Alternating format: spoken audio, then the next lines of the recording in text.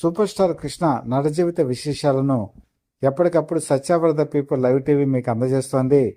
ఆదరిస్తున్న మీ అందరికీ కూడా మనస్ఫూర్తిగా ధన్యవాదాలు. సూపర్ స్టార్ కృష్ణ అనేటప్పటికీ సాహసానికి మరో పేరు. ఏ పనైనా సరే చేయదలుచుకుంటే షంషేర్గా చేసేస్తారు. ఎక్కడ కూడా వెనకాడరు. కొండ వచ్చినా కూడా దాన్ని ఢీకొంటారు. ఆ కొండని తుత్తునీరు చేసి ముందుకు వెళ్ళిపోతారు. దీనికి అనేక ఉదాహరణలు ఉన్నాయి. కొన్ని ఉదాహరణలు మీ ముందు ఉంచుతున్నాను. దేవుడే గెలిచాడు ఈ సినిమా మీ అందరికీ తెలుసు. 1976 సంవత్సరం నవంబర్ 26వ తేదీన ఈ సినిమా రిలీజ్ అయింది. రిలీజ్ అయ్యేటువంటి సమయం ఆ రోజుల్లో భారీ వర్షాలు, తుఫాను, ఎక్కడా కూడా ట్రైన్స్ నడవటువంటి పరిస్థితి, బస్సులు కూడా కదలేనటువంటి పరిస్థితి. అటువంటి పరిస్థితుల్లో విజయనిర్మల కృత నిశ్చయంతో ఎలాగైనా సరే ఈ సినిమాని ఈ తుఫాన్లైనా సరే రిలీజ్ చేద్దామని చెప్పి పట్టుకొని ముందుకు సాగారు. దీన్ని నెరవేర్చాలంటే ఎలాగా? బాక్సులు అప్పుడు మద్రాసు చెన్నై అనేవాళ్ళు కాదు. మద్రాసు నుంచి పంపించాలంటే ట్రైన్స్ లేవు. రోడ్డు వేలో వెళ్ళాలంటే బస్సులు లేవు, ట్రక్స్ వెళ్ళట్లేదు, లారీలు వెళ్ళట్లేదు. ఎక్కడెక్కడ రోడ్లన్నీ కూడా కొన్ని చోట్ల జలంతో నిండిపోయాయి, నీటితో నిండిపోయాయి. అటువంటి పరిస్థితుల్లో ఆ బాధ్యతను సూపర్ స్టార్ కృష్ణ తీసుకున్నారు. తనే స్వయంగా వెళ్ళటానికి నిర్ణయించుకున్నారు. సూపర్ స్టార్ కృష్ణ దగ్గర ఒక ఇంపాలా కారు ఉండేది. చాలా పొడుగ్గా ఉంటుంది ఇంపాలా కారు. ఆ ఇంపాలా కార్ని డ్రైవ్ చేయడానికి విజయనిర్మల బ్రదర్ అయినటువంటి ఎస్ రవికుమార్ ముందుకొచ్చారు. సూపర్ స్టార్ కృష్ణకి తోడుగా మళ్ళీ అని చెప్పేసి ఆయన వ్యక్తిగత సహాయకుడు ఒక ఆయన ఉన్నారు. ఆయన వచ్చారు. మరి వీరిద్దరికీ కూడా అండగా ఉండటానికి వెంకన్న చౌదరి, ఎస్పి వెంకన్న బాబు ముందుకొచ్చారు.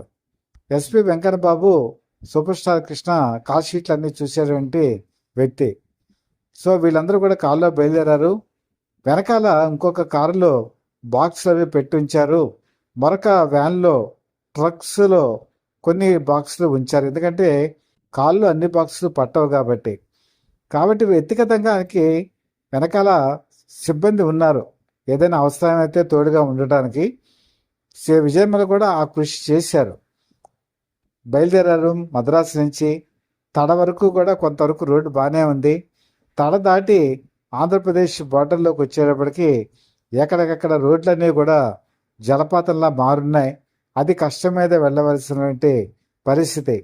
అక్కడి నుంచి కూడా వాళ్ళు నెల్లూరుకి చేరుకున్నారు. నెల్లూరులో వాళ్ళు ఇవ్వవలసిన థియేటర్స్ దగ్గర ఈ బాక్స్ని అందజేయడం జరిగింది.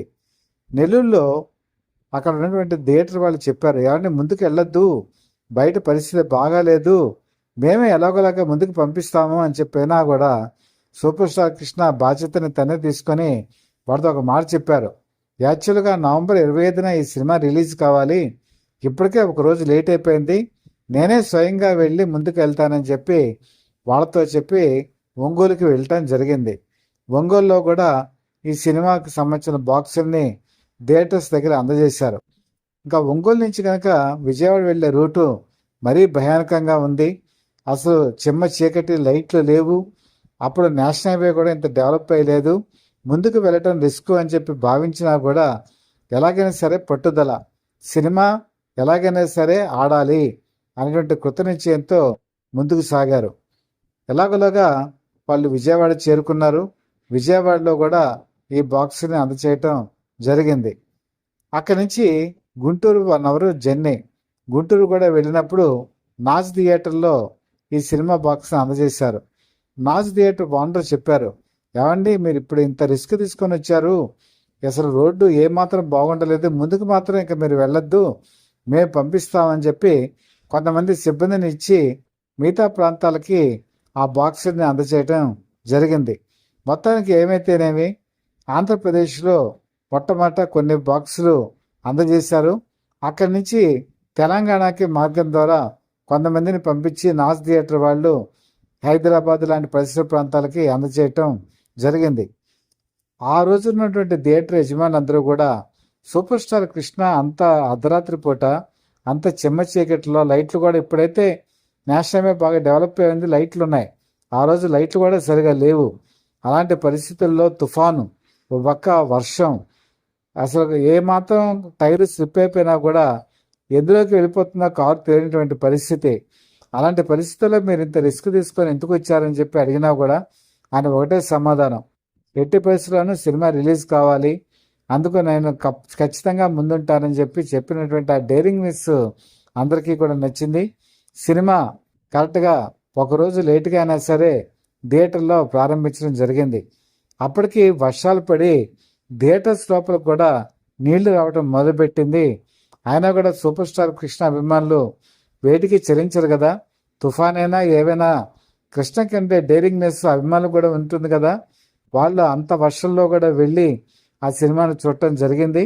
అయితే ఫస్ట్ రన్స్లో అంత కలెక్షన్స్ 2 వారాలైనా కూడా ఆ వర్షాలు తగ్గల, కొంచెం తక్కువగా వచ్చినా కూడా ఆ సినిమాని సెకండ్ రిలీజ్ చేసినప్పుడు మంచి లాభాలు వచ్చాయి.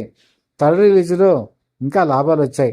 ఇప్పటికీ కూడా ఇంత తుఫాన్లో ఆయన బాక్స్లో అందజేసిన తీరు, తను వెళ్లకుండా వేరే వాళ్ళని పంపించినా కూడా వాళ్ళ బ్రదర్స్ ఉన్నారు, హనుమంతరావు ఉన్నారు, ఆదిశేషగిరిరావు గారు ఉన్నారు, అయినా సరే తనే స్వయంగా వెళ్ళి ఇవ్వటం అనేది ఆ రోజుల్లో ఒక పెద్ద సంచలనం. బహుశా నేటి తరానికి చాలామందికి ఈ విషయం తెలియకపోవచ్చు.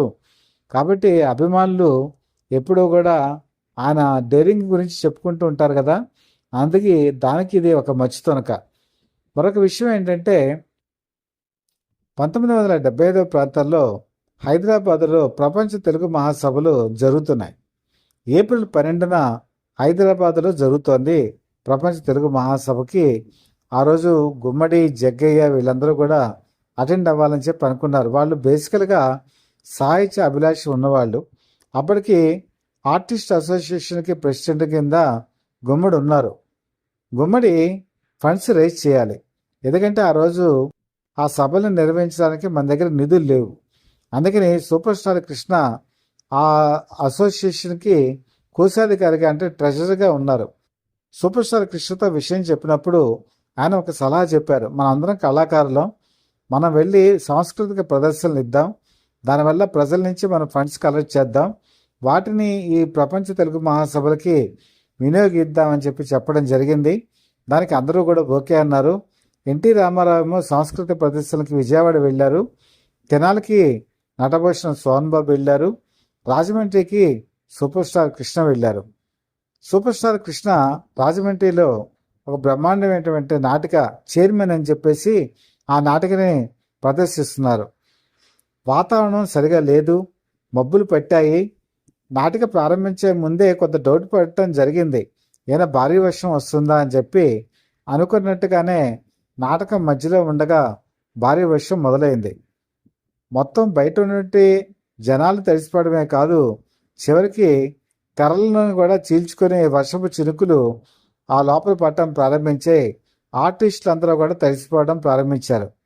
సూపర్ స్టార్ కృష్ణ వెంటనే విరామం ఇచ్చి మైక్ దగ్గరకు వచ్చి అనౌన్స్మెంట్ చేశారు, వర్షం అందరినీ కూడా ముంచెత్తుతోంది, అందరూ తడిసిపోతున్నారు, మాకేమీ ప్రదర్శన ఇవ్వడానికి అభ్యంతరం లేదు, మీరు ఇంత వర్షంలో కూడా ఉండగలరా అని అడిగితే అందరూ కూడా ముక్తకంఠంతో ఒకటే మాట చెప్పారు, మేము ఎంత వర్షమైనా సరే మీ నాటిక చూసి మేము వెళ్తామని చెప్పి సమాధానం చెప్పడంతో ఆయన కూడా ఓకే అని చెప్పేసి నాటికని కంటిన్యూ చేశారు. మీరు చెప్పే నంబరు ఆ వర్షంలో ఆర్టిస్టులు అంతా కూడా తెలిసిపోయారు. వాళ్ళకి వేసిన మేకప్ కూడా నెమ్మదిగా కరిగిపోవడం ప్రారంభించింది. అయినా సరే ఏమాత్రం వెనక అడుగు వేయకుండా, వెనకంజ వేయకుండా ఆ చైర్మన్ నాటకాన్ని సూపర్ స్టార్ కృష్ణ పూర్తి స్థాయిలో ముగించడం జరిగింది. వర్షం పూర్తయ్యేటప్పటికి అక్కడున్న ఆడిటోరియంలో ఉన్నవాళ్ళు తడిసిపోయారు, నటీనటులు తడిసిపోయారు, మొత్తం అంతా కూడా తడిసి ముద్దయిపోయారు. ఒక విధంగా చెప్పాలంటే నాటక చరిత్రలోనే ఇది కొత్త అధ్యాయం, సినిమా చరిత్రలోనే ఒక చరిత్ర పుటల్లో రాయదగ్గటువంటి అధ్యాయం. అంత వర్షంలో ఎవరూ కూడా నాటకం వేయటం అనేది ఎప్పుడూ జరగలేదు. అది సూపర్ స్టార్ కృష్ణకున్నటువంటి సాహసం. డబ్బులు కలెక్ట్ చేసాం, వర్షం వల్ల కనుక ఆగిపోతే మిగతా వాళ్ళు బాధపడతారు, వాళ్ళ డబ్బులు మనం తీసుకున్నప్పుడు వాళ్ళకి పూర్తి న్యాయం చేకూర్చాలని ఒకే ఒక ఉద్దేశంతో ఆయన ఆ నాటకాన్ని పూర్తి చేశారు.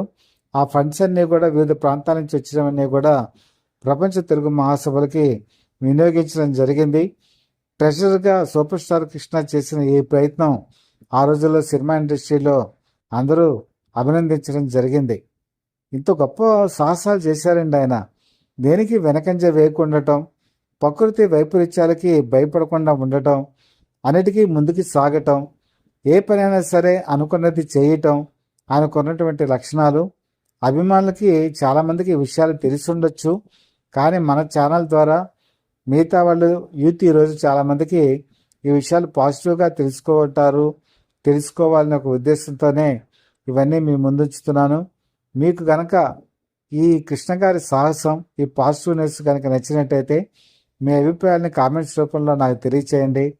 తెలియచేసే ముందు మీ అందరికీ కూడా ఒక రిక్వెస్ట్, ఛానల్ని మాత్రం మీరు సబ్స్క్రైబ్ చేసుకోండి. మీరు సబ్స్క్రైబ్ చేసుకుంటే ఆయన గురించి చెప్పిన విషయాలు మీకు అలర్ట్స్ రూపంలో అందుతాయి. ప్లస్ మాకు కూడా ఒక సపోర్ట్ వచ్చినట్టుగా ఉంటుంది కాబట్టి మీరు ఇమ్మీడియట్గా సబ్స్క్రైబ్ చేసుకోండి. అలాగే మా ఛానల్ని ముందుకు తీసుకెళ్లాల్సిందిగా మనస్ఫూర్తిగా కోరుకుంటూ, మీ మిత్రుడు శ్రేయోభిలాషి, Satyavardha people live TV chief editor, DVSS Krishnaprasad.